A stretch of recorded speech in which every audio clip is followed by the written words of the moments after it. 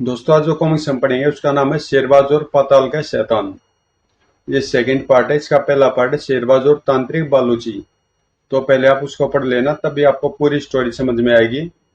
वो कॉमिक्स आपको मिल जाएगी प्लेलिस्ट में, शेरबाज का फोल्डर है उसके अंदर। ये ऊपर जो स्टोरी दे रखी है पहले पार्ट की है, तो मैं इसको छोड़ रहा हूँ, ये आपने पढ़ ली होगी। और मैं पढ़ता हूँ आगे से। शेरबाज बालूची द्वारा अपहरण की गई उस मासूम लड़की के पास पहुंचा ही था कि राम लखन पुलिस को लेकर वहां पहुंच गया। मिस्टर शेरबाज, मुझे राम लखन ने सब कुछ बता दिया है। कहाँ वह दुष्ट तांत्रिक? मुझे अफसोस है इंस्पेक्टर कि मैं उस दुष्ट तांत्रिक को कानून के सुपुर्द न कर सका। वह भाग निकलने में सफल हो गया। ओह। फिर शेरबाज ने इंस्पेक्टर को विस्तार से सारी बात बताते हुए लड़की को उसके सुपुर्द कर दिया। अंकल, वादा कीजिए आप हमसे मिलने हमारे घर जरूर आएंगे। मौका मिला तो हम जरूर तुमसे मिलने आएंगे बेटी। और फिर जब पुलिस घटना स्थल की जांच कर वापस लौट गई, जब तक दुष्ट बालूची को मैं खत्म नहीं कर दूंगा, अग्नि बाबा को दिया वचन पूरा नहीं होगा। तभी कुछ सोच शेरबाज ने एक बार फिर अग्नि बाबा को याद किया। अग्नि बाबा, मैं दुष्ट बालूची का पता कैसे लगाऊं?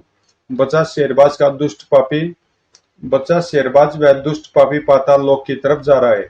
और जब तक वह हीरा उसके पास है, वह अपनी नीचता से बाज नहीं आएगा। उसे खत्म करने के लिए तुम्हें पाताल लोक में जाना होगा। पाताल लोक? लेकिन पाताल लोक का रास्ता तो मुझे मालूम नहीं। मैं बताता हूँ बच्चा, यहाँ से 3 कोस दूर उत्तर में बरगद के पेड़ के पास ही एक अंधा कुआं है। उसी कुएं से होकर तुम पाताल लोक पहुंच सकते हो। मगर याद रखना, यह रास्ता खतरों से भरा पड़ा है।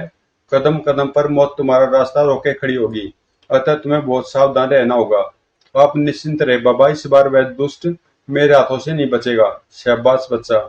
और फिर शेरबाज का ध्यान स्वयं ही भंग हो गया। अगले पल शेरबाज अग्नि बाबा द्वारा बताए रास्ते पर चल पड़ा। और 3 कोस का रास्ता पार करता हुआ शेरबाज बरगद के पेड़ के पास जा पहुंचा।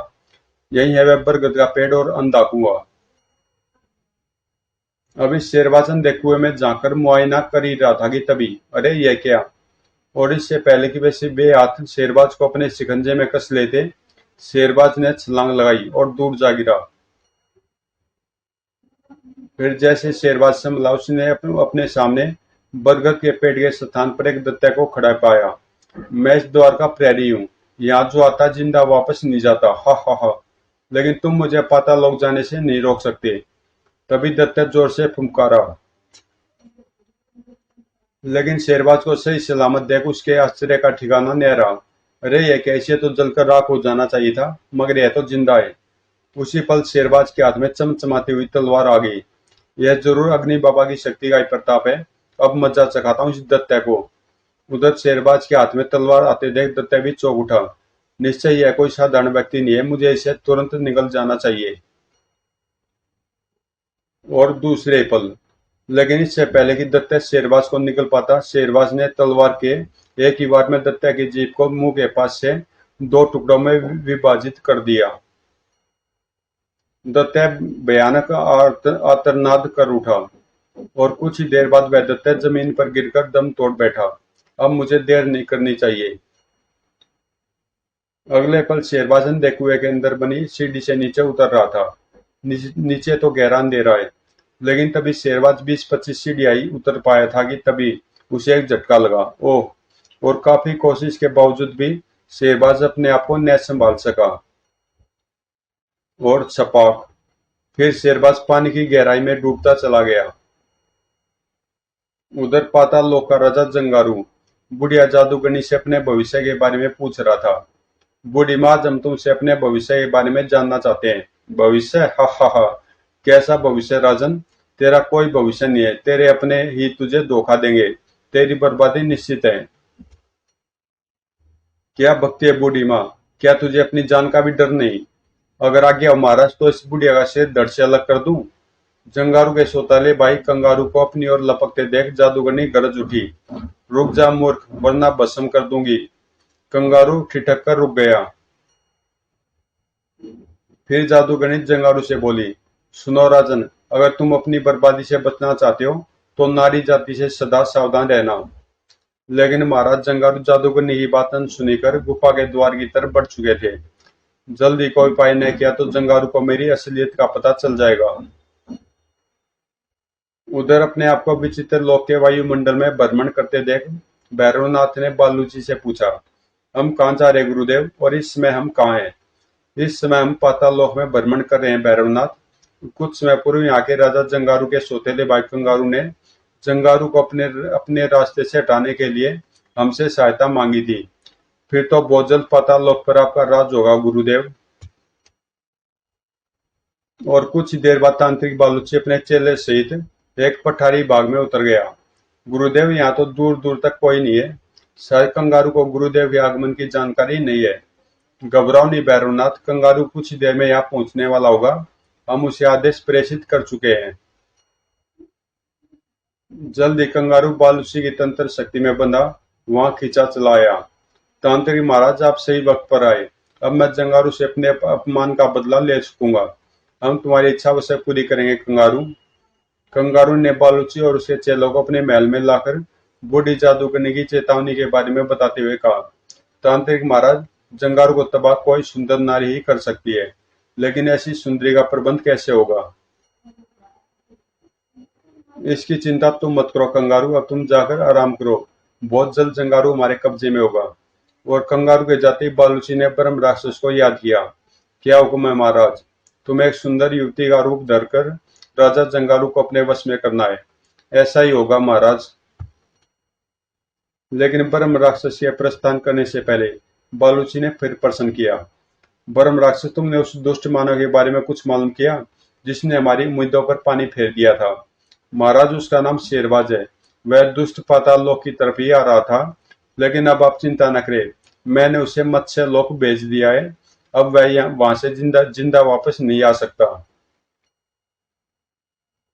ब्रह्म राक्षस के प्रस्थान करते बालूची ने जबरदस्त ठाका लगाया। हा हा हा, अब हम निश्चिंत हो पाताल लोक में मृत्यु सिद्धि प्राप्त करेंगे और तीनों लोकों को अपने कब्जे में कर लेंगे। हा हा, गुरुदेव की जय हो। अगले दिन जब राजा जंगारू की सवारी राजमार्ग से होकर गुजर रही थी, तो राजा जंगारू ने रथ के सामने एक सुंदरी को देख और उस पर मुग्ध हो सारथी को रथ रोकने का आदेश दिया। सुंदरी, तुम कौन हो? हमने आज तक तुम जैसी रूपसी इस लोक में नहीं देखी। मैं आपकी दासी हूँ महाराज।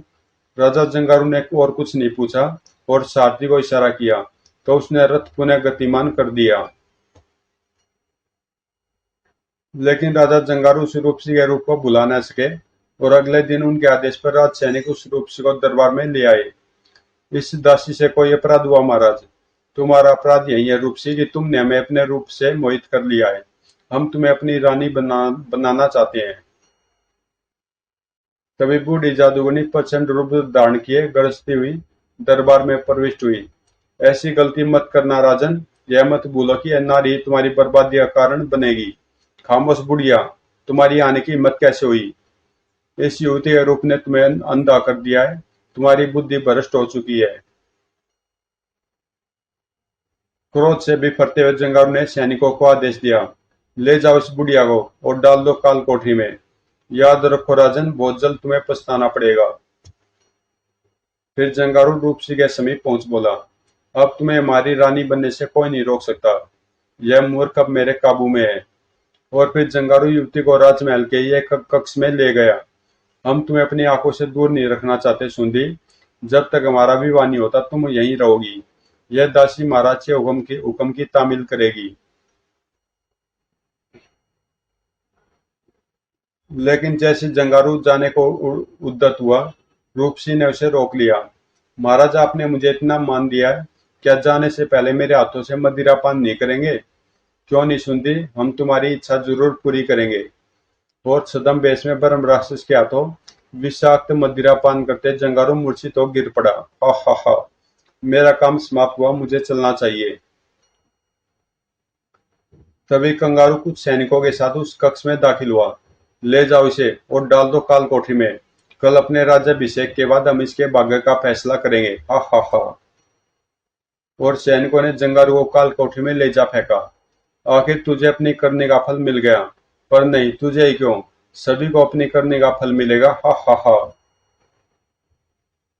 दूसरे दिन कंगारू इताज पहुंची अवसर पर अचानक इताज राजगुरु के हाथ से निकलकर बालूची के हाथ में जा पहुंचा। यह क्या तांत्रिक महाराज, हमारी ताजपोश में भी गन डालकर आपने अच्छा नहीं किया। मूर्ख, तुम इस काबिल ही नहीं हो कि सिंहासन पर बैठ सको। आज से तुम नहीं, हम पाताल लोक के शासक हैं। और बालूची ने पाताल लोक का ताज खुद धारण कर लिया। तांत्रिक बालूची की इस हरकत को देख कंगारू आग बबूला हो उठा। गिरफ्तार कर लो इस पूछताछ को। अब ये सैनिक तुम्हारा नहीं, मेरा आदेश मानेंगे मूर्ख। और बालूची के आदेश पर तुरंत एक कंगारू को जंजीरों में जकड़ दिया गया। दूसरे पल कंगारू बालूची के सामने बंदी के रूप में खड़ा था। मुझे माफ कर दो तांत्रिक, मैं तुम्हारा वफादार बनकर रहूंगा। नहीं, जो आदमी अपने भाई से गद्दारी कर सकता है वह हमारा वफादार कैसे हो सकता है। फिर बालूची के आदेश पर सेनापति ने कंगारू का सिर धड़ से अलग कर दिया। आज से पाताल लोक के शासक हम हैं, तुम सब हमारा हुक्म मानोगे। महाराज की जय हो। उधर शेरबाज ने अपने आप को अथाह जल की गहराई में पाया। आश्चर्य है, पानी के अंदर रहने पर भी मैं आसानी से सांस ले रहा हूँ। और फिर काफी लंबा सफर तय करने के बाद शेरबाज एक सुरंग नुमा गुफा के द्वार पर पहुंच गया। शायद यही पाताल लोक का द्वार है। शेरबाज उसमें दाखिल हो गया और उस सुरंग को पार कर जैसे शेरबाज सागर के गर्भ में पहुंचा, सागर के भयंकरतम जल जंतु ऑक्टोपस की नजर उस पर पड़ गई। न जाने कहां जाकर खत्म होगा यह सफर। और तभी ऑक्टोपस ने शेरबाज को अपनी गिरफ्त में ले लिया। ओह! खतरे को भांपते शेरबाज ने तलवार निकालकर ऑक्टोपस की स्पर्शिका पर वार कर दिया। और फिर इससे पहले कि ऑक्टोपस पुनः शेरबाज को अपने शिकंजे में कसता, शेरबाज ने उसके थैलीनुमा शरीर में तलवार घुसेड़ दी। लेकिन तीन दिल वाला ऑक्टोपस मरा नहीं। वह तुरंत ही जामनी रंग का दरवाजा छोड़ता हुआ भाग खड़ा हुआ और शेरबाज विपरीत दिशा में बढ़ गया। अभी शेरबाज कुछ ही दूर गया था कि सामने से गुजरती शार्क को देख उसके रोंगटे खड़े हो गए। तभी तेजी से पलटकर शार्क शेरबाज पर झपट पड़ी। लेकिन इससे पहले ही शार्क शेरबाज पर आक्रमण कर पाती, घायल ऑक्टोपस ने शार्क को जकड़ लिया। जल्द ही शार्क ने घायल ऑक्टोपस को अपना शिकार बना लिया। और इससे पहले कि शार्क अपने शिकार से निपटती, शेरबाज काफी दूर निकल चुका था। और फिर शेरबाज अपनी राह में आगे बढ़ गया। ओह, काश मैं यह सुंदर दृश्य अपने कैमरे में उतार सकता। उधर मत्स्य लोक की मुख्य सेविका ने घबराए हुए अंदाज में मत्स्य कन्या राजकुमारी पद्मावती को सूचना दी। राजकुमारी, बहुत बुरी खबर है। कोई प्रतिलोकवासी पुरुष मत्स्य लोक के द्वार को पार कर इस लोक में दाखिल हो चुका है। मत्स्य लोक में किसी भी पुरुष का आना निषेध है। शायद उसे यह मालूम नहीं है। वह जो भी हो राजकुमारी, जलीय जीव जंतु उसकी बोटियां नोच खाएंगे।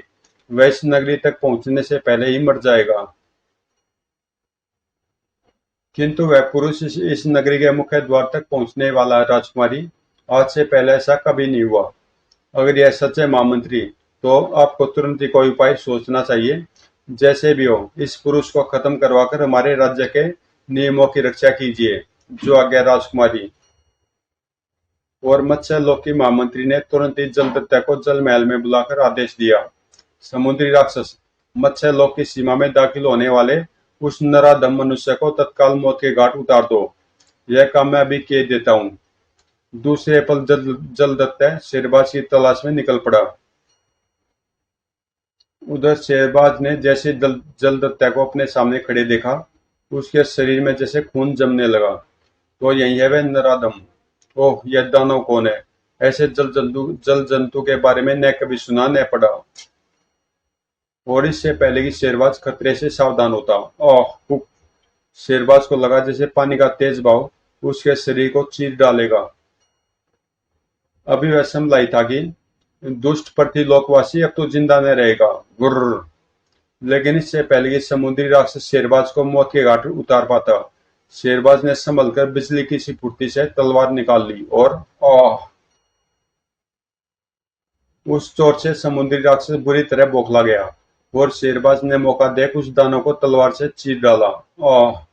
समुद्री राक्षस से पीछा छुड़ाकर शेरबाज अभी कुछ ही दूर गया था कि समुद्र की भूखी मछलियां मर्त राक्षस के मांस को नोचने लगी। उधर महामंत्री राजकुमारी पद्मावती को पाताल लोक के राजा जंगारू के कैद हो जाने की सूचना दे रही थी। आपके भाई जंगारू को कैद में डाल बालूची नाम के किसी दुष्ट तांत्रिक ने पाताल लोक पर कब्जा कर लिया। राजकुमारी, यह तो बहुत बुरा हुआ महामंत्री। आपको तो खुश होना चाहिए राजकुमारी। पुरुष जाति के प्रति आपकी घृणा का कारण जंगारू के पिता मकालू ही तो थे। बेशक, अगर महाराज मकालू ने हमारी माँ जी को धोखा न दिया होता तो शायद हम पुरुष जाति से इतनी घृणा न करते, परंतु हम यह कैसे भूल सकते हैं कि जंगारू हमारा सगा भाई है। आपकी आंखों में आंसू। मरते समय हमारी माँ जी ने बताया था कि हमारे पिताजी भागते समय हमारे छोटे भाई को भी साथ ले गए थे। पिताजी ने पाताल लोक की रानी से विवाह कर लिया और वहीं बस गए। तभी राजकुमारी की मुख्य सेविका बदहवासी हालत में उस कक्ष में दाखिल हुई। क्या बात है चंद्रमुखी, तुम इतनी घबराई हुई क्यों हो? अजब गजब हो गया महामंत्री जी, उस पृथ्वीलोकवासी ने समुद्री राक्षस को भी मार डाला। ओह, लगता है वह अवश्य ही कोई असाधारण पुरुष है, वरना अब तक वह कभी का मर चुका होता। अब तो विष कन्या ही कुछ कर सकती है। फिर राजकुमार ने महामंत्री को आदेश दिया, महामंत्री, जाओ और विष कन्या से कहो कि वह उस मानव को समाप्त कर दे। और कुछ ही देर बाद महामंत्री विष कन्या के निवास स्थान पर पहुंच गई। विष कन्या, एक पृथ्वीलोकवासी इस नगरी की तरफ बढ़ रहा है, तुम्हें उसे खत्म करना है। आप निश्चिंत रहिए महामंत्री, वह दुष्ट मानव मत्स्य नगरी में कदम भी न रख सकेगा। फिर विष कन्या 7 फन वाली नागिन का रूप धारण कर शेरबाज के सामने जा प्रकट हुई। मुझे तुरंत अपनी दिशा बदल लेनी चाहिए। और जैसे ही शेरबाज पलटा, लेकिन तुरंत ही शेरबाज ने 7 फन वाली नागिन से मुकाबला करने का निश्चय कर लिया। और ओ, यह दुष्ट तो अद्भुत शक्तियों का स्वामी है, मैं इसे मार नहीं सकती। और फिर विष कन्या ने शेरबाज पर काला विष उगल दिया। यह मुझे क्या हो गया, मैं अपने होश क्यों खोता जा रहा हूँ। अगले पल शेरबाज मूर्छित हो चुका था। अब मैं इसे राजकुमारी के कदमों पर ले जा पटकूंगी, वे ही इस दुष्ट को मौत के घाट उतार सकती हैं। और विष कन्या ने शेरबाज को मूर्छित हालत में ही राजकुमारी पद्मावती के सामने पहुंचा दिया। राजकुमारी, यह मानव दिव्य शक्तियों से युक्त है, मैं इसे मौत के घाट न उतार सकी, आप इसके जीवन का फैसला कर सकती हैं। नहीं नहीं, यह मुझसे न हो सकेगा। ये आप क्या कह रही है राजकुमारी, इससे पहले यह होश में आए इसका सिर धड़ से अलग कर दीजिए। कितना सुंदर और बहादुर है, लेकिन मुझे अपने हाथों से इसे, इस पुरुष के लिए मेरा दिल क्यों इतना कमजोर पड़ता जा रहा है। फिर जैसी राजकुमारी ने तलवार थामी, शेरबाज होश में आ गया। कौन हो तुम लोग, मैं कहाँ हूँ? तुम मत्स्य लोक में दुष्ट, तुमने इस लोक की सीमा में कदम रखकर हमारे कानून का उल्लंघन किया है और इस अपराध की सजा सिर्फ मौत है। यह सब सुन शेरबाज के आश्चर्य की सीमा न रही। कमाल है, मैं तो पाताल लोक जा रहा था, फिर मत्स्य लोक कैसे पहुंच गया? हम तुम्हारी बात समझे नहीं, तुम क्या कहना चाहते हो और पाताल लोक क्यों जाना चाहते थे? अगले पल शेरबाज ने उसे सारी बात बताते हुए कहा, और अब बालूची नाम का वह दुष्ट तांत्रिक पाताल लोक में जा छिपा है। उस दुष्ट का जब तक मैं अंत न कर दूंगा मुझे चैन नहीं मिलेगा।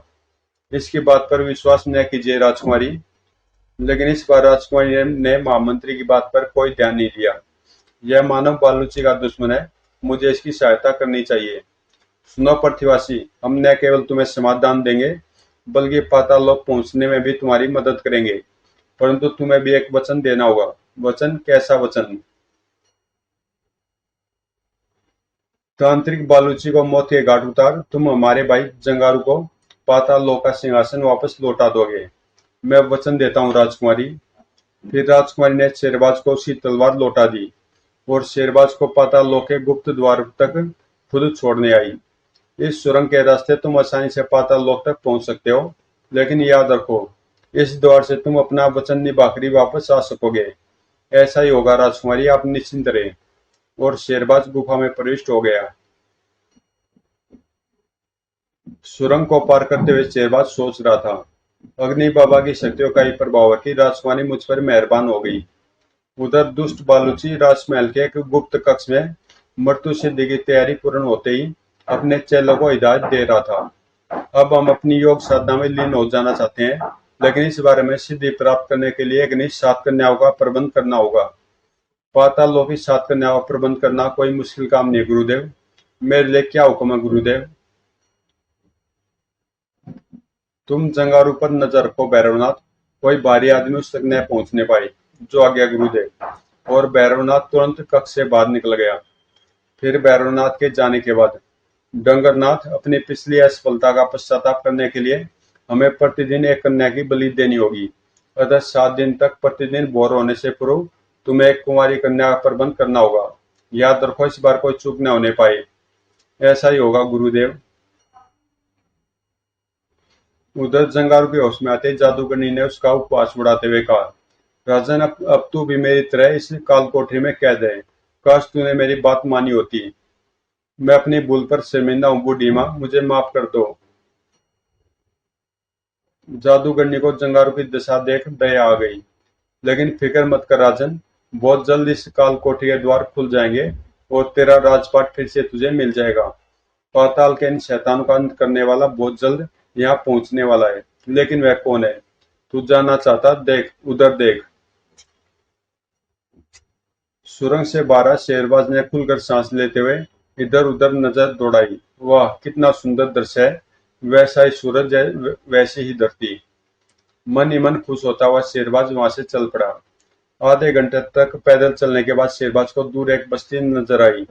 इस बस्ती में पहुंचकर ही कुछ खाने पीने और रहने का ठिकाना मिल सकता है। परंतु यहाँ के लोग, काफी सोचने के बाद शेरबाज ने उस बस्ती में जाने का निर्णय किया और वहां से चल पड़ा। लेकिन उस बस्ती में पहुंच शेरबाज ने जो देखा, उसने उसके रोंगटे खड़े कर दिए। इतनी लाशें, किसने मारा इन्हें? कहीं यह काम शैतान बालूची का तो नहीं? शेरबाज का दिल दर्द से भर उठा। तभी, तुम कौन हो बेटा? शेरबाज चौंक कर पलटा। बाबा, इन बेचारों की जान किसने ली है? क्या करो ये जानकर? उन शैतानों का कोई कुछ नहीं बिगाड़ सकता। लेकिन शेरबाज के जोर देने पर बूढ़ा सब कुछ बताने को राजी हो गया। इस बीच कुछ और लोग भी वहां आ गए।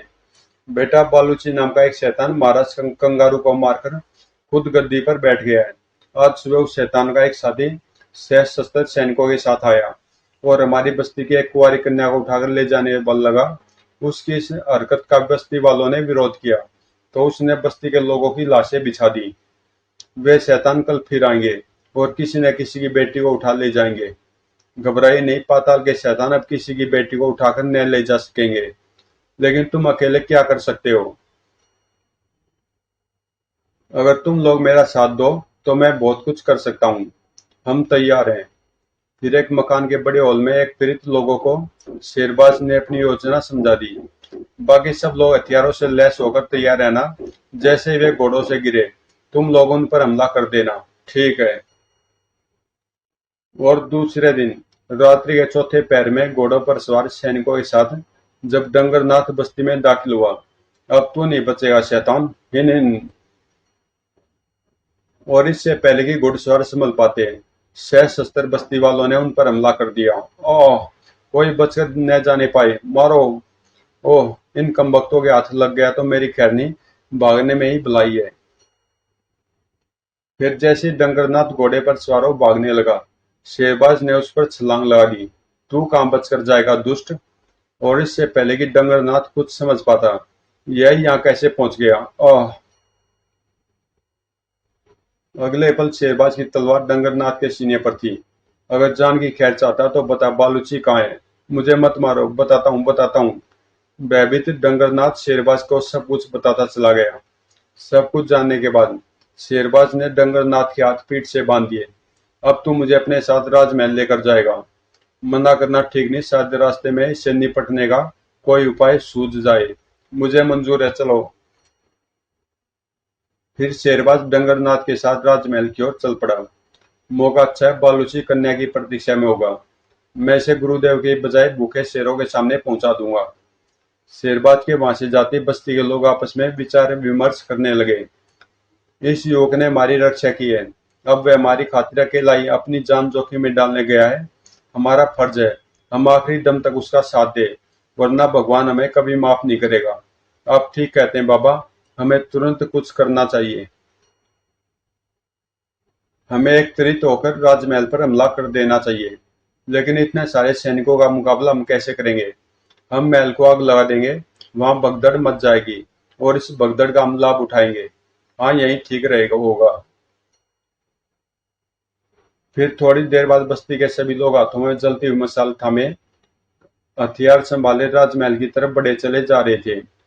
उधर डंगरनाथ शेरबाज को गुप्त रास्ते से राजमहल के उस भाग में ले गया जहां भूखे शेर मौजूद थे। यह द्वार उस तहखाने का जहां बालूची मेरी प्रतीक्षा कर रहा है। अगर तुम्हारी बात झूठ साबित हुई तो तुम्हारी खैर नहीं। आह! डंगरनाथ मूर्छित तो वहीं गिर पड़ा। फिर शेरबाज उस द्वार को खोल तहखाने की सीढ़ियां उतरने लगा। अजीब दुर्गंध आ रही है, लेकिन तहखाने में पहुंचते ही शेरबाज डंगरनाथ की चालाकी को समझ गया। गुर्र! ओह, धोखा! तभी एक भूखे शेर ने शेरबाज पर आक्रमण कर दिया। इन शेरों की जान लेने की बजाय मुझे बचकर बाहर निकलना चाहिए। और किसी प्रकार गिरते पड़ते भागते हुए अनजाने में ही दीवार के सहारे झूल रही एक जंजीर शेरबाज के हाथ में आ गई। जंजीर खींचते ही गुप्त द्वार। इससे पहले कि शेर शेरबाज को दबोच पाते, शेरबाज ने छलांग लगा दी।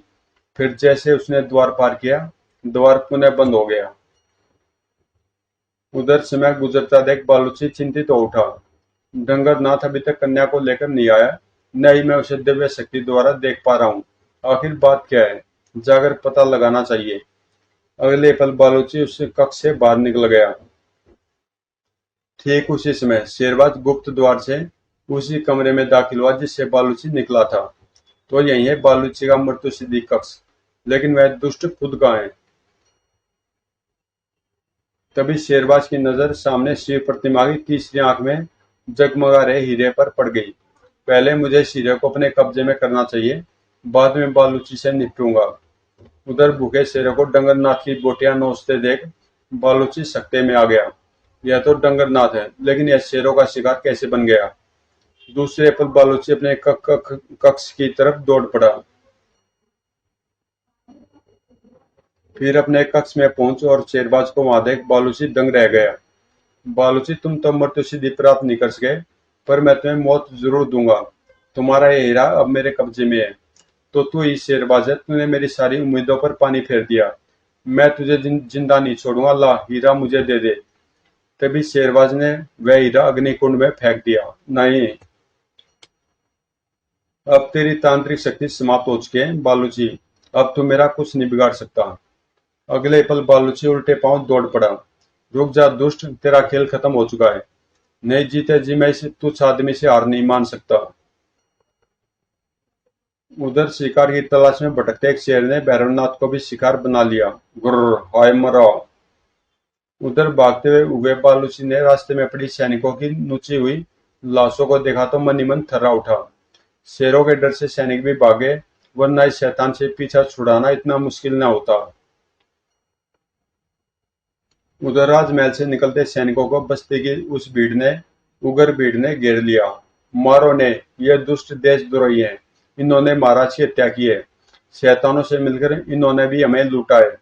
ठहरो भाइयों, महाराज जिंदा है, परंतु कैद में है। जो जुल्म तुम पर हुआ उसमें हमारा कोई दोष नहीं है। उस दुष्ट तांत्रिक ने हमें अपनी तंत्र शक्ति से अपने वश में कर रखा था, लेकिन आश्चर्य है, अब हम उसके प्रभाव से मुक्त हैं।